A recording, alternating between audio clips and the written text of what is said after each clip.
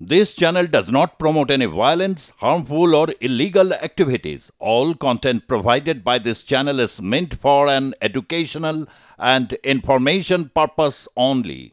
4 দিনের মধ্যে কলকাতা দখল করে নেব। ভারত তো দূরের কথা, আমেরিকাও আমাদের সামনে টিকবে না। ঢাকায় ভারত বিরোধী মিছিলে এমনই হুঁশিয়ারি দিলেন বাংলাদেশের প্রাক্তন সেনাকর্মীরা। আর তা শুনে শহর কলকাতাবাসীদের একাংশ বললেন হাস্যকর।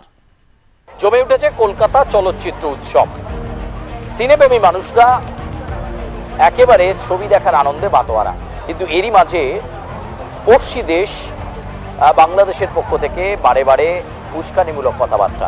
আর এবার সেখানকার এক্স সার্ভিসম্যানরা বলে দিলেন 4 দিন সময় দিলেই বাংলাদেশ কলকাতা দখল করবে। আর তা নিয়ে কলকাতার নাগরিকরা ঠিক কি বলছেন, বিশেষ করে ভারতীয় নাগরিকরা কি বলছেন, চলুন আজ শুনে নেওয়া যাক। অযৌক্তিক নয় কলকাতা 4 দিনে দখল করে? চেষ্টা করুক। অনেক কিছু অনেকজন বলে ফেলে, অনেক কিছু সম্ভব নয়। আমরা অনেক কিছু চেষ্টা করি, বিচার পাওয়ার চেষ্টা করি, অনেক কিছু, সব কিছু তো সবসময় পাওয়া যায় না। ওনারা একটা মন্তব্য করেছেন, করে থাকুক, চেষ্টা করতে আসুক, দেখা যাক কত পারবেন। 4 দিনে পারবেন, না 4 মিনিটে, না 4 বছরে, না 4 যুগ ধরে, কোনোদিনই নয়। কলকাতার বাঙালি আছে, বাঙালিরা জানে কী করে নিজেদের রক্ষা করতে হয়, সবার সাথে থাকতে হয়, পাশে থাকতে হয়। অভয়াকাণ্ডের সময় আমরা দেখলাম এটা সব জায়গায় এরকম খুব দুঃখের সাথে এরকম ঘটনা ঘটে, বাট বাঙালিরা যে এত মাস ধরে আওয়াজটা তুলেছে এটা কোথাও দেখা যায় না। তাদের একটা মাথায় ঢুকে গেছে যে কলকাতার মানুষরা বাঙালি, ওরা বাঙালি, কলকাতার ডিস্টেন্সটা কাছে বলে কলকাতা খুব তাড়াতাড়ি দখল করে নেওয়া যায়। সেটা সম্ভবই নয়। এটা ইন্ডিয়ার সেন্ট্রাল গভর্নমেন্ট কখনোই এটা হতে দেবে না। কলকাতা তো দক্ষিণ পূর্ব এশিয়ার একটা বড় ক্যাপিটাল, ভারতবর্ষের ফার্স্ট ক্যাপিটাল কলকাতা। এবং কলকাতা কোথাও গিয়ে এমন একটা শহর যেখানে যার উপরে সারা পৃথিবীর নজর আছে।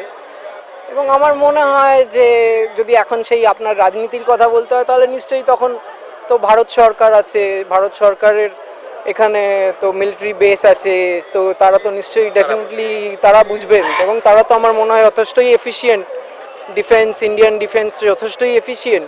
যদি কেউ এই ধরনের মন্তব্য করে থাকেন সেটা অত্যন্ত দায়িত্বজ্ঞানহীন মন্তব্য। এইসব কথাবার্তা না বলাই, কোনো উপরের অফিসিয়ালসের থেকে না বলাই দরকার। কারণ আজকাল সোসাইটিতে যা অবস্থা, এগুলো উস্কানিমূলক কথাবার্তা হয়ে যায় এবং we should have any comments with proper responsibilities. প্রচণ্ড উগ্রতা, এর কোনো মানে নেই, এরকম হওয়া উচিত না। আমাদের অনেক বেশি এই সভ্য সমাজে সোবার হওয়া দরকার, একে অপরের প্রতি কর্ডিয়াল হওয়া দরকার, so that we can together promote piece.